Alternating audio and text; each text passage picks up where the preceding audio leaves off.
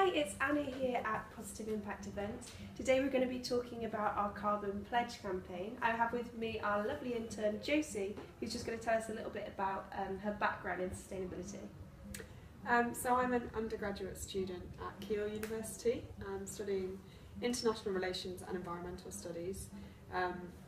So my background in sustainability pretty much just comes from the environmental studies and the IR side of my degree, and looking in various different modules about sustainability and its impacts on global politics. Yeah, so it's great to have your knowledge in the team and learn a bit from you. I know we all have so far.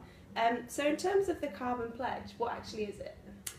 So it's a document that was created by a group of event industry leaders to try and reduce the impact of the events industry, the carbon impact of the events industry. And at the moment what we're doing is we've written a draft pledge, and that's what we've released, and we just want people in the events industry to give us their feedback, and then we're going to use that feedback to kind of shape a real pledge, well, a final pledge in later in the year, earlier next year. Yeah, in April time, isn't it? April, yeah, we're going to try and coincide it with Earth Day. So why is the Carbon Pledge important then?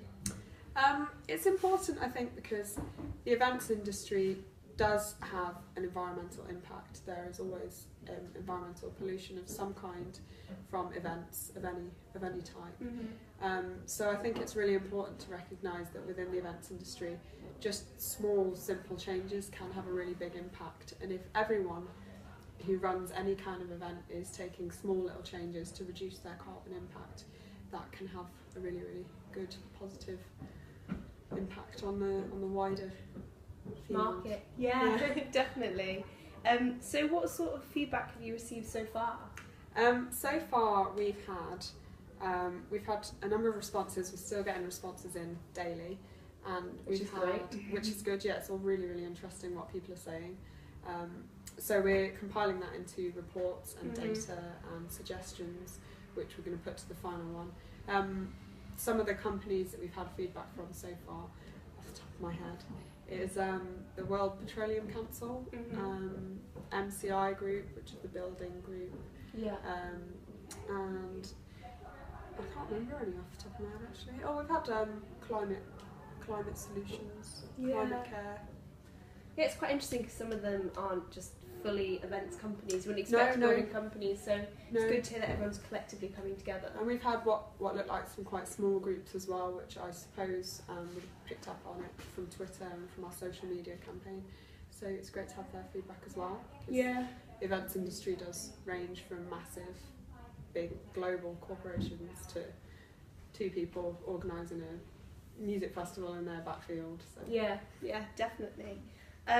So do you think that COP21 has made the pledge more relevant to event organisers?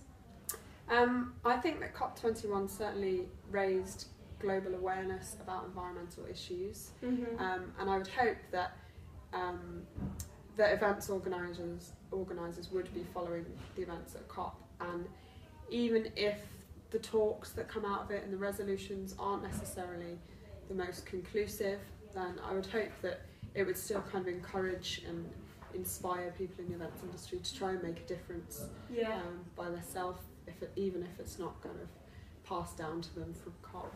So I'd hope it's inspiring and keeping it topical. Spreads the word about sustainability. Definitely. So how do you think the pledge will influence the event industry? It will influence the event industry by reducing carbon output from events. So when we have our final pledge, people will sign up to it, and in signing up to it they have certain commitments that they have to make.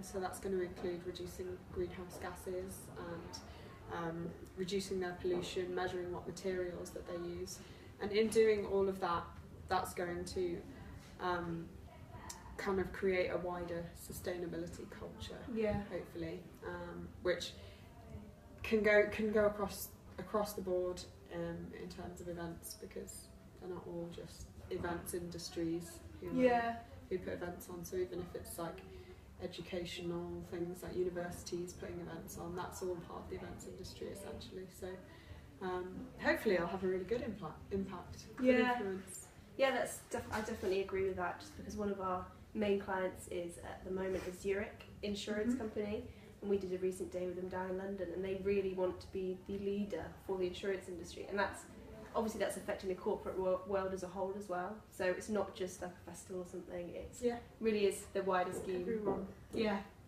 And so finally, who can sign the pledge and get involved really?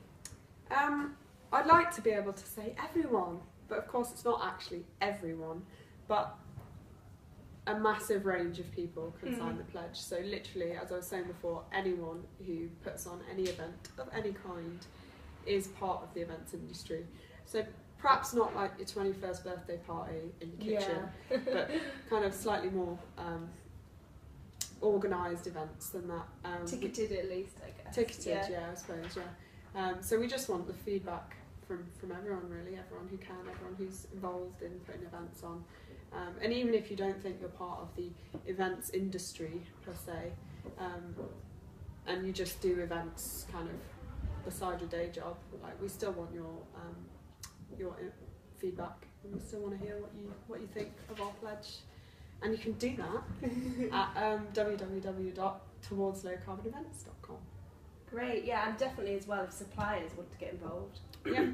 Anyone who supplies the event industry, generators, kind of food and catering, because everything like food miles have an impact on carbon and stuff like that. So everyone go to the website, as Josie says.